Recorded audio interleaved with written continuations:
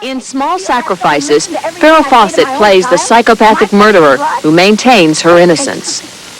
They're my kids, and I love them, and I did everything in my power to save them. I hate this woman. I don't want to do this. Well, it would be interesting, though. You're right, interesting character study. I don't relate to her. I don't even know if I can do it. ABC's production is based on the book of the same name. It traces the story of an abused girl who grows up wanting babies and the love of a man. She was very charming. She loved to have a good time. She loved men. She loved having babies. Birthing babies was what she could do and what she did best.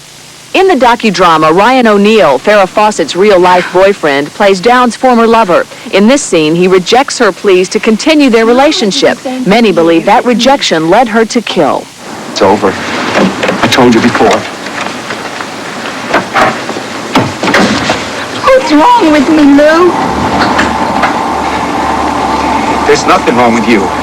I just don't want to be a daddy. In real life, the nightmare unfolded 3 weeks after that confrontation. 7-year-old Cheryl was dead. 8-year-old Christy, shot in the chest, lay in a coma. 3-year-old Daniel was paralyzed, and Diane, police believe, shot herself in the arm to hide from the crimes. Her wound was something she joked about. Everybody says you sure were lucky.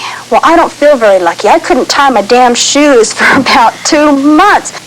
Ann Rule wrote the book Small Sacrifices and consulted on the television special. She said her conversation with Downs revealed a woman who had no remorse. It was like talking to a mannequin. She was laughing and joking and very animated as she described the wounds to her children. And I looked for something behind the eyes, and there was nothing there. Diane's father, Wes Fredrickson, who's helping tell her side of the story in the new book Diane Downs, Best Kept Secrets, says his daughter couldn't have fired the deadly shots. According to the court, the person who shot the children had to be well inside the car, and the entire interior of the car was covered with blood spatter. It was covered with gunshot residue, and Diane had none on her clothes, on her person, in her hair, or anything. Throughout Diane Downs' trial, prosecutors tried to prove she was a woman without conscience, someone who doesn't know right from wrong, someone who could shoot her own children in cold blood for the love of a man. But for her father, the proof was not enough. They proved that she was sexually promiscuous, and she admitted that. They called her histrionic, they called her a few other things.